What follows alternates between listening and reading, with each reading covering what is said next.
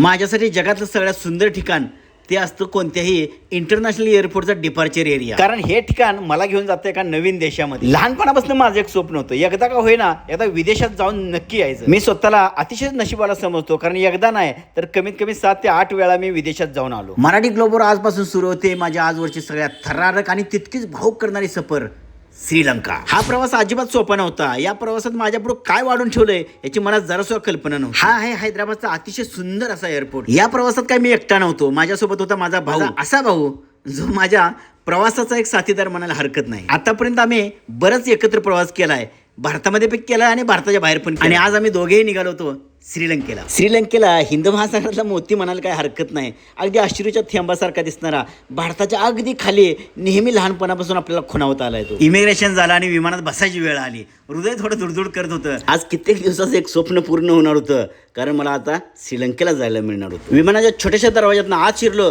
आणि समोर बघतोय काय तर अतिशय एक सुंदर अशी एअर होस्टेस आमचं स्वागत करतो. विमानानं हैदराबाद सोडलं आणि थोड्याच वेळात उंच ढगामध्ये प्रवेश केला. आजूबाजूला नजर जाईल तिकडं पांढरं शुभ्र ढग, खाली अथांग पसरलेला निळाशार हिंद महासागर आणि वरती आमचं विमान. काय सुंदर दृश्य होतं. प्रत्येक वेळेस काय खिडकी जागा मिळते असं काय नाही, मात्र आज मात्र नक्की मिळाली. खिडकीच्या बाहेर ढगाच्या आकृत्या बघण्यात वेळ कसा गेला कळलंच नाही. आणि बघता बघता आमचं विमान हळूहळू खाली यायला लागलं. विमान आलं ढगातून खाली आणि आल्या लगेच श्रीलंकेचं आम्हाला पहिलं दर्शन हवेतच झालं. बघावं तिकडे नारळाची झाडं आणि त्या नारळाच्या झाडातनं डोकावत होती छोटी छोटी घरं. लहानपणापासून ज्या देशाला आम्ही लंका लंका म्हणतो तो रावणाची लंका, रावणाची लंका, आज ती रावणाची लंका बघायचा योग आला होता. महत्वाची गोष्ट म्हणजे श्रीलंकेला भारतीय पासपोर्ट धारकांना विजाच लागत नाही. तुम्ही डायरेक्ट जाऊन तिथे तुम्हाला विजा ऑन अरायवल मिळतो. फक्त जायच्या अगोदर एक तुम्हाला छोटंसं अरायवल कार्ड जे ऑनलाईन भरायचं असतं ते भरलं की काम संपलं की ईमेल येते, ते प्रिंट काढून तुम्ही जायचं असतं. श्रीलंकेचा एअरपोर्ट त्या मानानं खूप छोटा वाटला, कारण आम्हाला बघायची सवय हैदराबाद, पुणे, मुंबई यासारखे मोठे मोठे एअरपोर्ट, आणि त्या एअरपोर्टच्या अनुषंगाने श्रीलंकेचा एअरपोर्ट तसा छोटा आहे. आंतरराष्ट्रीय विमानतळावर उतरलं की एक गंमत असते. अगदी कुणालाच काहीच माहीत नसतं, फक्त गर्दीचा लोंढा जिकडे चाललेला असतो त्याच्या मागे लोक चाललेले असतात. कुठं काय आहे काहीच माहीत नसतं. मात्र थोडं पुढे गेलं की नंतर हळूहळू गोष्टी लक्षात यायला सुरू होतं आणि मग कळतं की इमिग्रेशन काउंटर इकडं आहे, एक्झिट तिकडं आहे. मग नंतर हळूहळू क्लिअर होतं. आमचंही तसंच झालं. आम्ही दोघेही गर्दीच्या लोंढ्याबरोबर पुढे जात होतो. एक्सिलेटरवरून खाली उतरलो आणि पुढे गेल्यानंतर आमच्या लक्षात आलं की या ठिकाणी इमिग्रेशन आहे. इमिग्रेशनमध्ये आपल्याला रेकॉर्डिंग वगैरे अजिबात अलाउड नसतं, त्यामुळे तिथे काय रेकॉर्डिंगच केलं नाही. बाहेर आल्यानंतर आम्ही एक घेतलं सिम कार्ड विकत तिथून. ते जवळजवळ आम्हाला 2,000 रुपयाच्या आसपास पडलं होतं आणि त्याच्यामध्ये आम्हाला फक्त 10-11 GB डाटा मिळणार होता. म्हणजे थोडक्यात रोज 1 GB डाटा मिळणार होता. अतिशय महाग असं सिम कार्ड होतं, कारण माझ्या अंदाजानं असा की भारत सोडला की सगळ्या दुनियेत इंटरनेट महाग आहे. इथं समोर UPIचा बोर्ड वाचला आणि खूप मन अभिमानानं भरून आलं, कारण आपलं UPI आता श्रीलंकेमध्ये पण सुरू होतं. म्हणजे गुगल पे आणि फोनपेवरून आपण डायरेक्ट पेमेंट करू शकतो श्रीलंकेमध्ये काही आपण खरेदी केली, शॉपिंग केली तर. पण आम्हाला कॅशची पण गरज होती. आम्ही आमच्यासोबत काही डॉलर्स नेले होते आणि ते डॉलर्स आम्ही तिथे एक्सचेंज करून श्रीलंकन करन्सी आम्ही आता तिथं विकत घेणार होतो. श्रीलंकेमध्ये डायरेक्ट भारतीय रुपये पण एक्सचेंज होतात श्रीलंकेच्या पैशामध्ये, पण आमच्याकडे डॉलर होते त्यामुळे ते आम्ही डॉलर्स एक्सचेंज करून श्रीलंकेची करन्सी आम्ही घेतली. एका भारतीय रुपयाचे साधारणपणे 3.5 रुपये श्रीलंकेमध्ये होतात.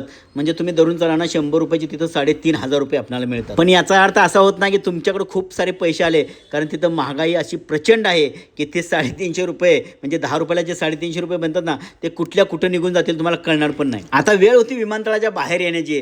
सगळं झालं होतं, सिम कार्ड झालं होतं, पैसे घेतले होते.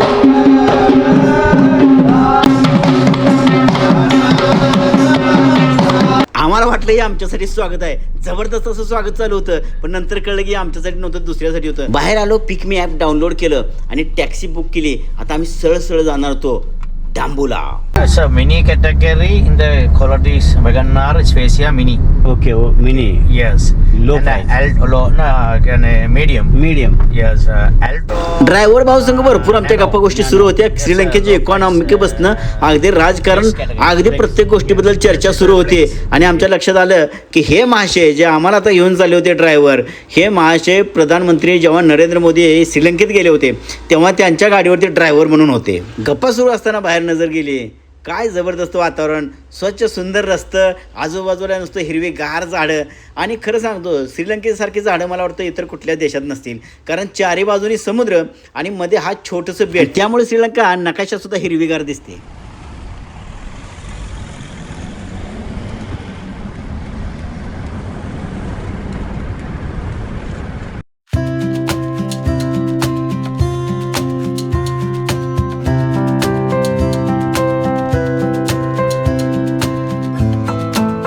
कोलंबो एअरपोर्ट ते डांबोला जवळजवळ 130 किलोमीटर अंतर आहे आणि या प्रवासाला आपल्याला जवळजवळ अंदाजे 3 तासाच्या आसपास वेळ लागतो. रस्ते छोटे आहेत आणि आपण या छोट्या रस्त्यावरून 100-150 वाहन पळवू शकत नाही. साधारणपणे 50-60च्या स्पीडनं गाडी आपली जाते. एवढ्या छोट्याशा प्रवासासाठी आपल्याला कमीत कमी 2,500 ते 3,000 मोजावे लागतात. आणि भारताचा जर विचार केला तर श्रीलंका अतिशय महाग आहे हे या गोष्टीवरून लक्षात येतं. काय असं ना, आपण प्रवास अगदी मस्त आणि मजेत सुरू होता आणि खरंच एन्जॉय करत होतो. आता खरं तर खूप अशी भूक लागलेली आहे. आमच्याजवळ काही नव्हतं खायला, त्यामुळे आम्ही ड्रायव्हर भाऊंना सांगितलं की कुठेतरी एखादं चांगलं हॉटेलनंतर चांगल्या हॉटेलवरती जेवण्यासाठी गाडी उभा करा. बराच वेळा आम्ही इकडे तिकडे बघत होतो पण चांगलं काही हॉटेल मिळत नव्हतं. शेवटी एका ठिकाणी गाडी थांबवली. तिथं भाताशिवाय काही खायला नव्हतं. भात आणि वेगवेगळ्या प्रकारच्या भाज्या अशा होत्या, त्यांची नावंही माहिती नव्हती. तरी पण म्हटलं चला काहीतरी आपण टेस्ट करायला हवं आणि भूक पण लागलेली, त्यामुळे फारसा विचार न करता आम्ही भात आणि तिथलं जे चिकन होतं ते चिकन आम्ही विकत घेतलं. फारशी चव काय चांगली नव्हती पण ठीक आहे, भूक लागलेली त्यामुळं जसं असेल तसं खाऊन. त्यावेळी खरं तर आम्हाला काहीच माहीत नव्हतं की पुढच्या 8 दिवसामध्ये श्रीलंकेमध्ये आमच्यासोबत काय घडणार आहे हे तुम्हाला जाणून घ्यायची तुम्हाला सुद्धा उत्सुकता असेल. चॅनल सबस्क्राईब करून ठेवा, नक्की कळेल. गाडी एका पेट्रोल पंपावर तेल भरण्यासाठी थांबली आणि तिथं आम्ही पाहिलं की पेट्रोलची किंमत 92 होती, 92 रुपये. पण ते 92 रुपये इंडियन नव्हते तर श्रीलंकन होते. भारताशी जर तुलना केली या पेट्रोलच्या दराची तर जवळजवळ 414 ते 15 रुपये होतात. म्हणजे भारतापेक्षा खूप महाग असं पेट्रोल तिथं विकलं. आपण आपल्या भारतामध्ये इथं 90-100 रुपये झालं की बोंब मारतो, पण तिथल्या लोकांना जवळजवळ 350-400 रुपये लिटरनं तेल विकत घ्यावं लागत होतं. ही श्रीलंकेची खरीची आत्ताची स्थिती. आता आम्ही ज्या हायवेवरून प्रवास करतो ना, हा हायवे पण श्रीलंकेनं स्वतःहून बांधलेला नाही. हा हायवे बांधून दिला आहे चायनानं. कारण श्रीलंकेमध्ये स्वतःचं असं काहीही नाही. तिथं मोठे बिझनेसमॅनच नसल्यामुळं प्रत्येक गोष्ट सरकारला करणं शक्य नाही. डांबूला जवळ आला आणि बाहेर बघतो तर पावसाचा धुमाधार बॅटिंग सुरू होते. बापरे, इतका जबरदस्त असा पाऊस चालू होता आणि अंधार पण पडायला लागलेला. त्यामुळे आम्हाला असं झालेलं की कधी एकदा आम्ही आमच्या गेस्ट हाऊस म्हणजे हॉटेलवरती पोहोचतोय. संध्याकाळची 6:30-7ची वेळ. धुवाधार पावसातून वाट काढत शेवटी आम्ही आमच्या गेस्ट हाऊसवरती पोहोचलो. ऑनलाईन बुकिंग केलेलं होतं त्यामुळे काही टेन्शन नव्हतं. Booking.com या साईटवरून मी नेहमीच कुठेही गेलो तरी बुकिंग करत असतो हॉटेल. पैसे द्यावे लागत नाही, तिथं गेल्यानंतर पैसे द्यायचे असतात. हॉटेलवरती पोहोचलो एकदा. या ठिकाणी आपला आजचा व्हिडिओ आपण संपवतोय, पण पुन्हा उद्या आपण भेटणार आहे रावणाची लंका, ज्याला सिगिरिया रॉक असंही म्हटलं होतं, ते तुम्हाला मी उद्या दाखवणार आहे. चॅनल सबस्क्राईब करून ठेवा. भेटूया पुढल्या व्हिडिओमध्ये. तोपर्यंत रामकृष्ण हरी.